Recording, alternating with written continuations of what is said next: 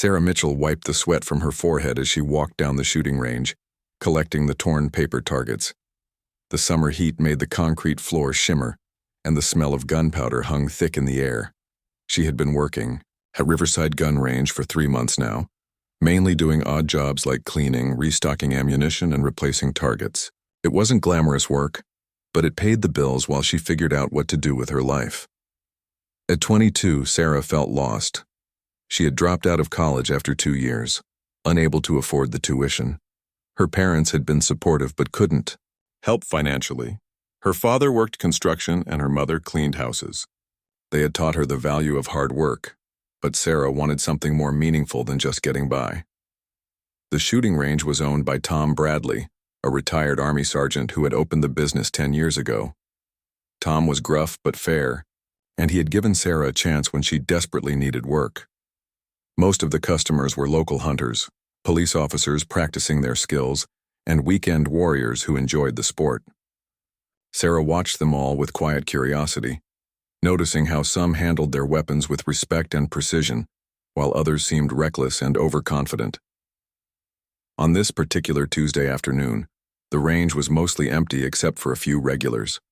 Sarah was methodically working her way down the lanes, stapling fresh targets to the wooden frames. The repetitive work gave her time to think, though lately her thoughts had been running in circles. She wondered if she would spend the rest of her life doing menial jobs, never finding her true calling. As she reached lane 15, she heard the front door chime. Sarah glanced back to see a group of men entering. They moved differently than the usual customers. Their posture was straight, their movements controlled and purposeful. Even in civilian clothes, they carried themselves with military bearing. Tom greeted them warmly, clearly recognizing them as regulars. Sarah continued her work, trying not to stare. She had developed a habit of observing people, a skill that served her well at the range. These men were clearly military, probably active, duty based on their age and fitness level. They spoke quietly among themselves, checking their equipment with practiced efficiency. One of them caught her attention more than the others. He was tall, with dark hair and serious eyes that seemed to take in everything around him. Unlike his companions who joked and laughed as they prepared, he was focused and methodical. Sarah noticed the way he handled his rifle, checking it with quick, expert movements that spoke of years of training. Tom approached Sarah as she finished hanging the last target. "Sarah, we've got some special guests today. Navy SEALs on leave, doing some recreational shooting. Make sure they have everything they need and give them plenty of space." Sarah nodded, feeling a mix of respect and nervousness. She had never met actual SEALs before, though she had heard stories about their intense training and dangerous missions.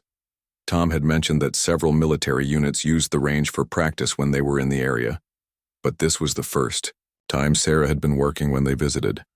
The SEALs took their positions at the far end of the range. Sarah retreated to the office area, not wanting to interfere with their session. Through the window, she watched them begin their practice. Even from a distance, she could see the difference between their shooting and that of regular customers.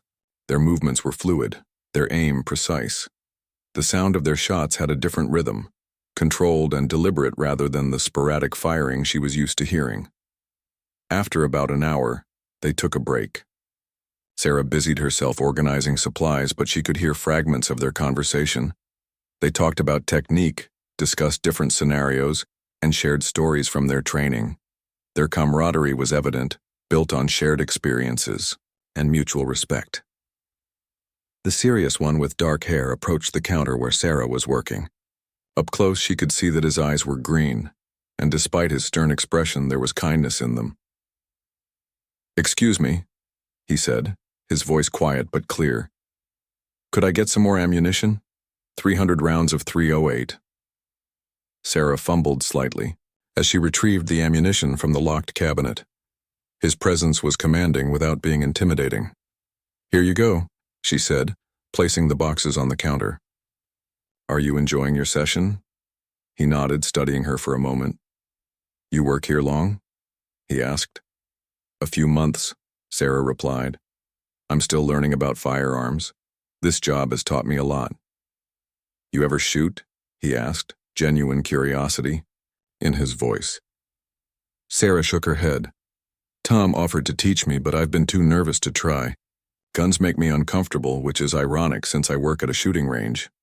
Something shifted in his expression. Fear is normal, he said. Respect for weapons is important, but understanding them, knowing how they work, that can help with the fear. Before Sarah could respond, one of his teammates called out, and he returned to the range. Sarah watched him go, struck by the brief conversation. There had been no condescension in his voice, no judgment about her inexperience, just matter-of-fact acceptance and understanding. The SEALs continued shooting for another hour.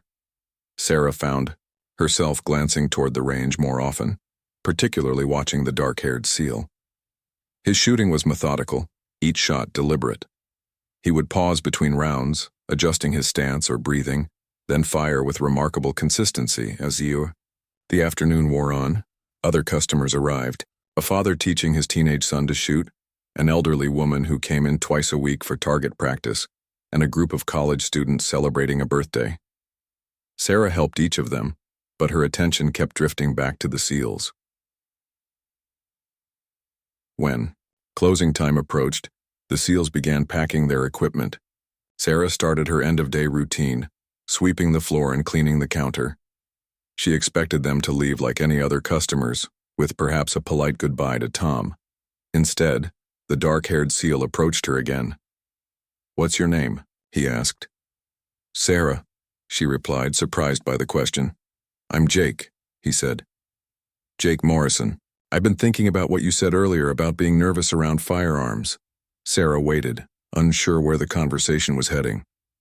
"Tomorrow we're coming back for another session," Jake continued. "If you're interested, I could show you some basics. Nothing fancy, just the fundamentals of safe handling and maybe some target shooting." Sarah felt her heart rate increase. Part of her was terrified at the prospect, but another part was intrigued. There was something about Jake's calm demeanor that made the offer seem less frightening than it might have coming from someone else. Sarah barely slept that night. Jake's offer kept running through her mind, mixing excitement with anxiety. She had always been curious about shooting, but had never found the courage to try. Growing up, her family hadn't been involved with firearms, and her only exposure had been through movies and news stories that emphasized their dangers rather than their practical applications. She arrived at work early the next morning, hoping to talk with Tom about Jake's proposal. Tom was already there, preparing for the day ahead. When Sarah explained the situation, his weathered face broke into a rare smile. "Jake Morrison is good people," Tom said, checking inventory on his clipboard. "I've known him for 5 years. If he's offering to teach you, that's not something he does lightly. SEALs don't waste time on things they don't think matter." "But what if I'm terrible at it?" Sarah asked, voicing one of her many concerns. "What if I embarrass myself in front of him and his team?" Tom stopped what he was doing and looked at her directly. "Sarah, you've been working here for months, watching customers every day. You've learned more than you realize just by observing. Besides, everyone starts somewhere. Even Jake was a beginner once." The morning passed slowly. Sarah found herself cleaning the same surfaces multiple times and reorganizing supplies that were already perfectly arranged. Every time the door chimed, she looked up expecting to see the SEALs, but it was just regular customers coming in for their usual sessions. Around noon, Jake arrived alone. He wasn't in military gear this time, just jeans and a plain t-shirt, but he still carried himself with that distinctive bearing that marked him as military. He approached the counter where Sarah was nervously sorting receipts. "Ready for that lesson?" he asked, his green eyes steady and reassuring. Sarah's mouth felt dry. "I think so. Where are your teammates?" "This is better one-on-one for a first lesson," Jake replied. "Less pressure, more focus on the fundamentals." Tom emerged from the back room carrying a rifle case. "Figured we'd start you with something manageable," he said to Sarah. "This is a .22 caliber rifle. Low recoil, accurate, perfect for learning." Jake nodded approvingly as Tom opened the case. "Good choice. The .22 teaches you proper technique without the intimidation factor of larger calibers." They moved to lane 5, away from other customers. Jake began by showing Sarah the rifle while it was completely unloaded. He explained each component in simple terms, demonstrating how the safety worked, how to load and unload the weapon, and the basic principles of safe handling. "The 4 fundamental rules," Jake said, his voice taking on the tone of someone who had taught these concepts many times. "Treat every firearm as if it's loaded. Never point the muzzle at anything you don't want to destroy. Keep your finger off the trigger until you're ready to shoot. Be sure of your target and what's beyond it." Sarah listened intently, surprised by how much there was to learn about something she had always thought of as simply pointing and pulling a trigger. Jake's explanations were clear and patient, never making her feel foolish for asking questions.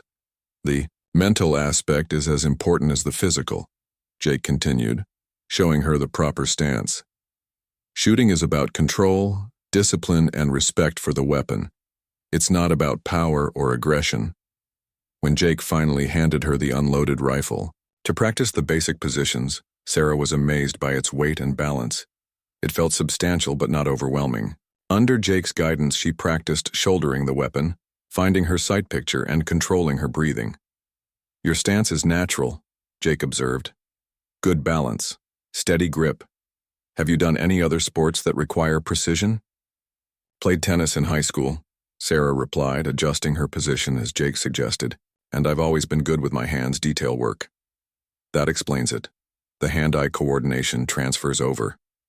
After 30 minutes of dry practice, Jake deemed her ready to try live firing.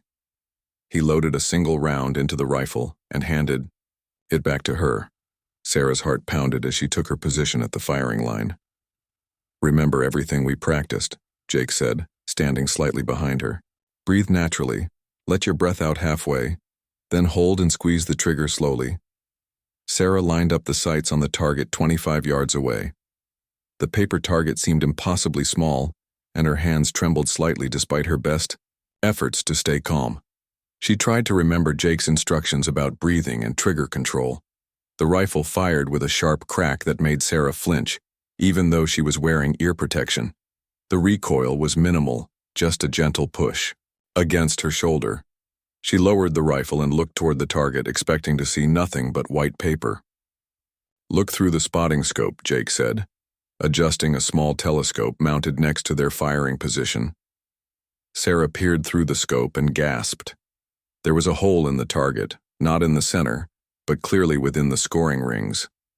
She had actually hit the target on her first shot. "That's better than most people do their first time," Jake said, and Sarah could hear genuine approval in his voice. "Let's try a few more." Over the next hour, Jake loaded the rifle 1 round at a time, letting Sarah take her time with each shot. Her accuracy improved steadily as she became more comfortable with the process. By the end of the session, she was consistently hitting the target, with several shots very close to the center. "You have natural talent," Jake told her as they cleaned up. "Good instincts, steady hands, and you listen to instruction. Those are the qualities that make a good shooter." Sarah felt a pride she hadn't experienced in months. For the first time since dropping out of college, she had discovered something she might actually be good at. "Would you be willing to teach me more?" she asked, hoping she wasn't being too forward. Jake considered the question seriously. "My team is here for 2 more weeks. If Tom doesn't mind, I could work with you a few more times. But after that, you should consider getting formal training. There are civilian instructors who can take you much further than I can in the time I have." Tom, who had been watching from a distance, joined them. "Hell, Jake, if you're willing to teach her, I'll give her the range time for free. Been wanting Sarah to learn anyway. Makes her more valuable as an employee." As Jake packed up his equipment, he turned to Sarah one more time. "Same time tomorrow?" he asked. Sarah nodded eagerly. "I'll be here." After Jake left, Sarah couldn't stop thinking about the lesson. She had faced a fear and discovered an unexpected aptitude. More than that, she had found someone willing to teach her, someone who treated her capabilities with respect rather than surprise. That evening, Sarah called her parents to tell them about her day. Her mother was worried about the firearms aspect, but her father was intrigued. "Always said you had good hands and a steady eye," he told her. "Maybe this is the start of something bigger." Sarah hoped he was right. For the first time in months, She had something to look forward to, something that felt like it might lead somewhere meaningful. She fell asleep that night thinking about sight alignment, trigger control, and the quiet confidence in Jake Morrison's green eyes. The next morning arrived with Sarah already at the range 30 minutes early, reviewing the safety manual Tom had given her the night before. She had spent hours reading about shooting techniques, different types of competitions, and the basics of ballistics. Her notebook was filled with questions she wanted to ask Jake, and she had practiced the stance and grip in her apartment mirror until her roommate thought she had lost her mind. Jake arrived precisely at noon, carrying a larger case this time. With him were two of his teammates, both wearing casual clothes but still unmistakably military. Jake introduced them as Marcus and Tony, explaining that they wanted to observe the lesson and possibly offer additional tips. "Don't let us make you nervous," Marcus said with a friendly grin. He was shorter than Jake but had the same intense focus in his eyes. "We're just here to learn from Jake's teaching methods. He's got a reputation in our unit for being able to train anyone." Tony nodded in agreement. "Jake taught half our team advanced marksmanship techniques. If he says you've got potential, that means something." Sarah felt the pressure of their expectations but also a strange confidence. Yesterday's success had given her something she hadn't felt in years, the belief that she might actually be good at something important. Jake set up the same .22 rifle they had used the day before, but this time he also brought out a pistol. "Today we're going to work on consistency with the rifle, and then introduce you to handgun basics," he explained. "Different muscle memory, different techniques, but the fundamentals remain the same." They started with the rifle, and Sarah was pleased to find that her body remembered the positions and movements from the previous day. Her first few shots landed in a tight group near the center of the target, drawing approving nods from all three SEALs. "Yesterday wasn't a fluke," Jake observed, making notes on a small pad. "Your natural point of aim is consistent and you're not developing bad habits. That's rare for someone so new to shooting." Marcus stepped closer to watch Sarah's technique. "Mind if I offer a suggestion?" he asked. When Sarah nodded, he continued, "Try adjusting your breathing pattern. Instead of holding your breath, try firing during your natural respiratory pause. It might give you even better control." Sarah tried Marcus's suggestion, and her next shot hit dead center on the target. She looked up in amazement, and even Jake seemed impressed. "That's a technique we usually don't teach until someone has been shooting for months," Tony said. "You picked it up immediately."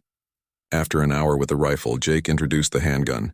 It was a 9mm pistol, heavier than Sarah had expected but balanced well in her hands. Jake spent considerable time on safety with the handgun, explaining that the shorter barrel and different grip required modified techniques. "Pistol shooting is generally considered more difficult than rifle shooting," Jake explained, showing her the proper two-handed grip. "Less contact points with your body, shorter sight radius, more influence from hand tremor. But the same principles apply: sight alignment, trigger control, follow-through." Sarah's first few pistol shots were scattered around the target, which frustrated her after her success with the rifle. Jake noticed her disappointment immediately. "Completely normal," he assured her. "Most people need weeks to develop pistol accuracy. The fact that you're hitting the target at all on your first day is impressive." Marcus walked over with a different target, one with much larger scoring rings. "Try this," he suggested. "Build confidence with success, then move to more challenging targets." The larger target helped Sarah's confidence, and gradually her shots began to group closer together. By the end of the 2-hour session, she was achieving respectable accuracy with both the rifle and pistol. As they cleaned the weapons, Tony asked Sarah about her background. "Jake mentioned you're working here temporarily. What are your long-term plans?" Sarah felt embarrassed to admit she didn't have any clear direction. "I'm not sure," she said honestly. "I dropped out of college because I couldn't afford it, and I've been trying to figure out what to do with my life." The three SEALs exchanged glances, and Jake spoke up. "Have you ever considered law enforcement or military service?" The question caught Sarah off guard. "Military? I never thought I had the personality for it. I'm not exactly the tough, aggressive type." "You'd be surprised," Marcus said. Some of the best soldiers I know are quiet, thoughtful people who happen to be very precise under pressure. You've got steady nerves and natural accuracy. Those are valuable traits. Jake nodded in agreement. There are many roles in military and law enforcement that require marksmanship skills. Military police, special forces support, federal agencies, competitive shooting teams. Your accuracy potential is unusual. Sarah felt a flutter of possibility in her chest. Do you really think I could be good enough for something like that? Let me show you something, Jake said, setting up a fresh target at 50 yards, twice the distance they had been shooting. This is the qualification standard for military police with a rifle. 20 shots and you need to score at least 160 out of 200 points to pass. Sarah looked at the distant target with alarm. That's really far.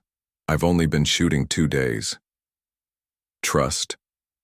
Your training, Jake said simply, handing her the loaded rifle. Same techniques, same fundamentals. Distance doesn't change the basics. Sarah took her position, trying to calm her nervous breathing. The target looked impossibly small through the sights.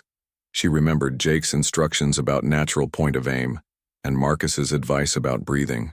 Slowly, methodically, she began to fire. Each shot felt different at the longer distance. The time between trigger pull and impact seemed longer, and she had to focus more intensely on her sight picture. But gradually, she fell into a rhythm, treating each shot as a separate challenge.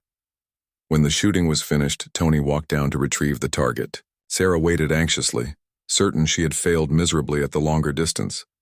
When Tony returned, he was grinning broadly. 174 points, he announced, showing the target to Jake and Marcus. That's not just passing, that's shooting expert level.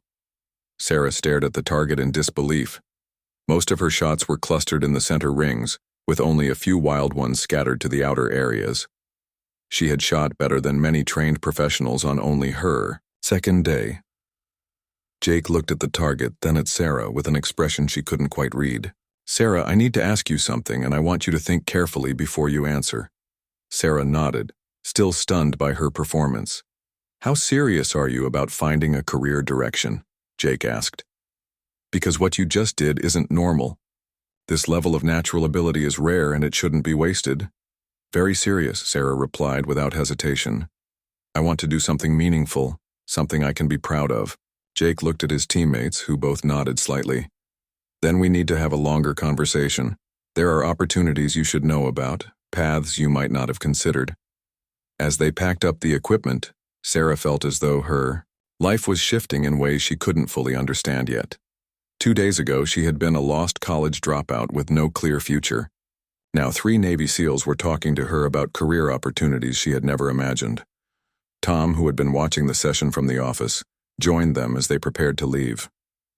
Well, he asked Jake. What's the verdict? Jake handed Tom the target from the 50-yard session. Tom whistled low as he examined it. Damn, Sarah, I knew you were paying attention, but this is something else entirely. Tom, Jake said seriously. Sarah needs to know about competitive shooting, about federal law enforcement programs, about military opportunities. She's got talent that shouldn't be ignored. That evening, Sarah sat in her small apartment, staring at the target Jake had let her keep. The holes clustered in the center seemed to represent more than just accurate shooting. They felt like proof that she was capable of excellence in something that mattered. Jake returned to the range the following day with a stack of brochures and pamphlets. Sarah had spent another sleepless night researching everything she could find about marksmanship careers, law enforcement training, and military opportunities. The more she read, the more excited and overwhelmed she became. I brought some information, Jake said, spreading the materials across the counter. FBI, DEA, Secret Service, Army Marksmanship Unit, Air Force Security Forces, competitive shooting, circuits. All of these organizations actively recruit people with exceptional shooting ability. Sarah picked up a brochure about the FBI Academy, studying the photos of trainees in various scenarios. Do you really think I could qualify for something like this? I mean, I've been shooting for 3 days. Natural talent is just the starting point, Jake explained. But it's the most important part. Everything else can be taught. Tactics, physical conditioning, law, investigative techniques. What you can't teach is the hand-eye coordination, the mental control, and the intuitive understanding of ballistics that you've already demonstrated. Marcus arrived as they were talking, carrying a rifle case Sarah hadn't seen before. "Thought we might try you on something different today," he said, opening the case to reveal a precision rifle with a high-powered scope.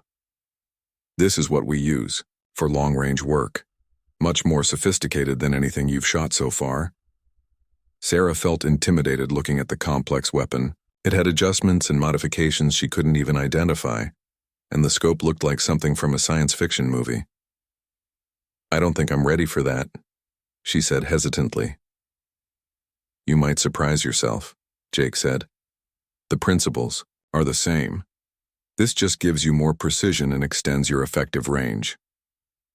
They set up targets at 100 yards, the farthest distance the range allowed.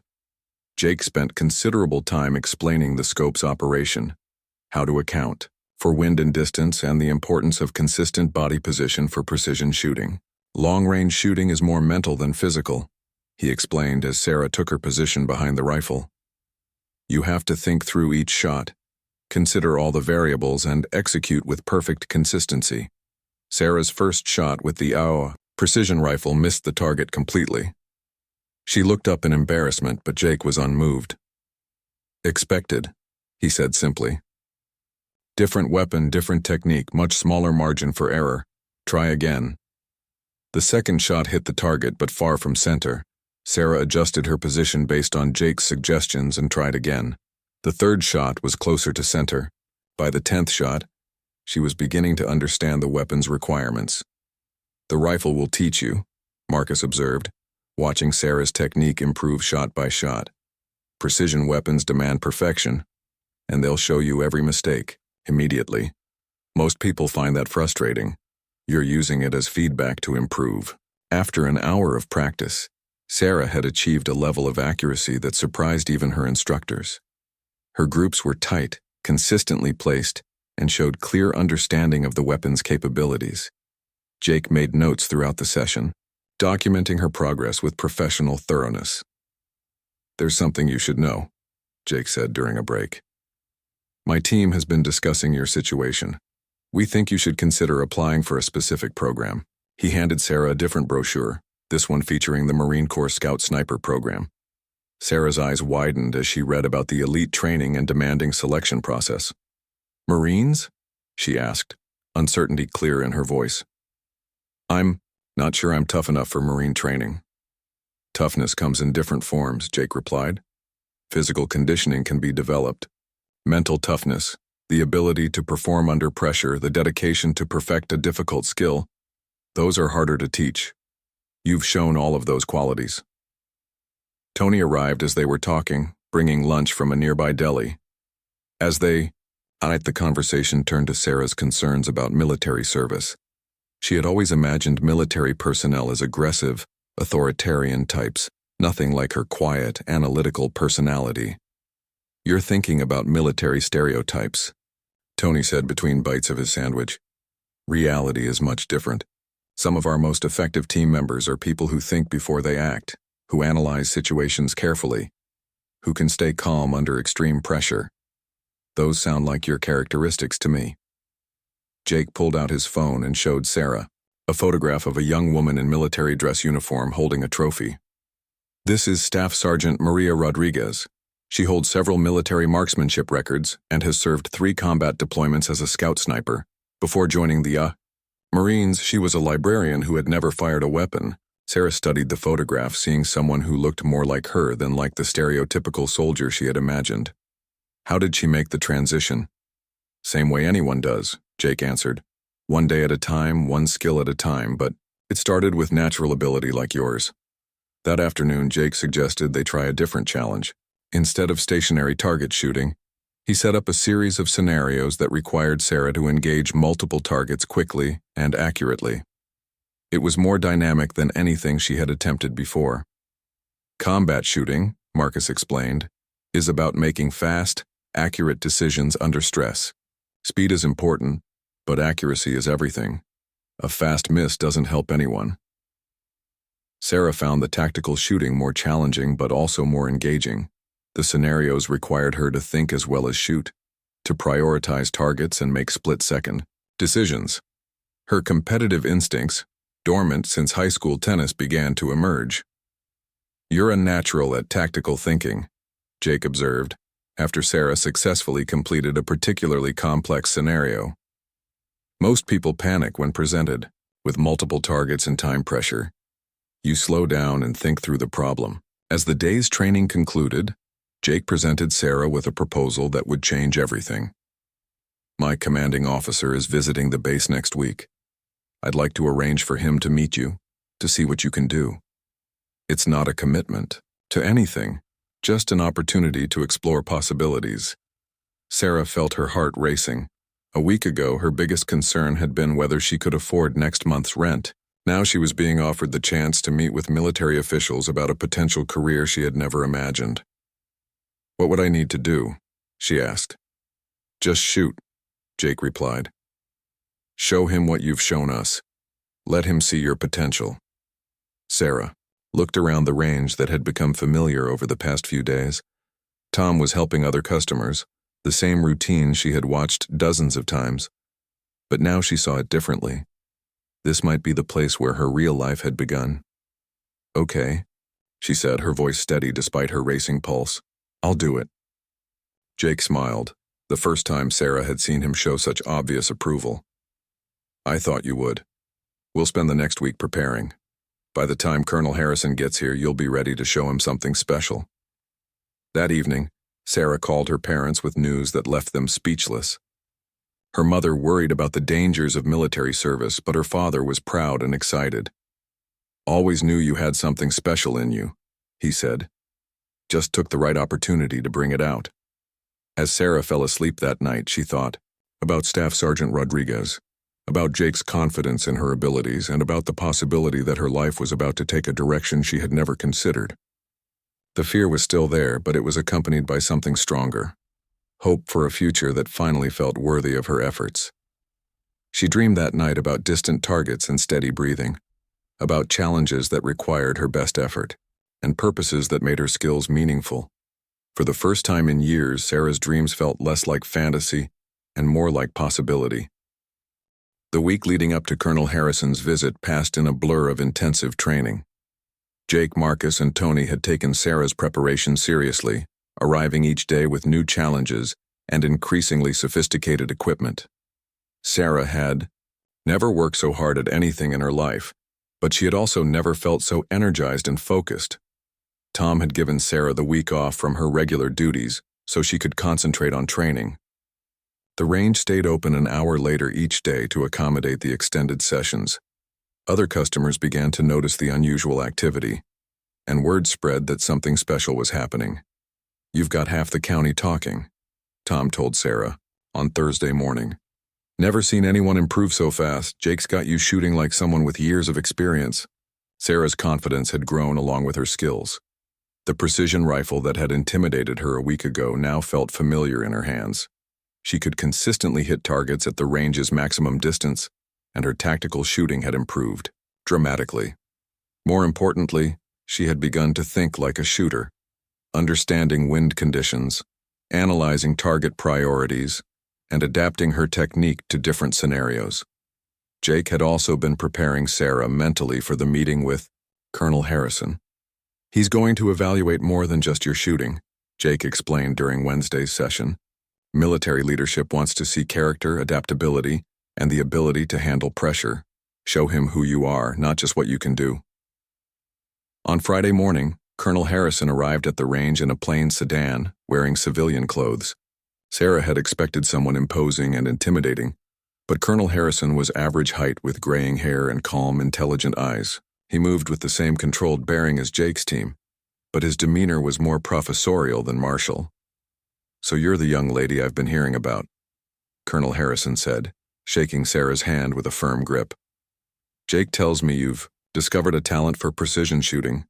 "I'm still learning, sir," Sarah replied, grateful that her voice remained steady. "But I've been working hard this week." Colonel Harrison smiled. "Good answer. Confidence balanced with humility. That's what we like to see." Jake had set up a series of shooting tests that would demonstrate different aspects of Sarah's abilities. They started with precision shooting at long range, moved to tactical scenarios with multiple targets, and concluded with shooting under time pressure. Colonel Harrison observed quietly, taking notes on a small pad and occasionally asking questions about Sarah's technique or thought process. "Tell me about your sight picture for that last shot," Colonel Harrison said after Sarah had successfully engaged a particularly challenging target. "What were you thinking about as you took the shot?" Sarah explained her mental process, how she had analyzed the wind conditions, adjusted for the distance, controlled her breathing, and followed through after the trigger pull. Colonel Harrison nodded approvingly at her systematic approach. "Most people focus on the target," he observed. "You're thinking about the entire shooting system. That's sophisticated understanding for someone so new to marksmanship." The formal testing concluded with Sarah's best performance yet. Every shot had been well placed, her technique had been consistent, and she had handled the pressure without visible stress. Colonel Harrison reviewed his notes while Jake, Marcus, and Tony waited anxiously for his assessment.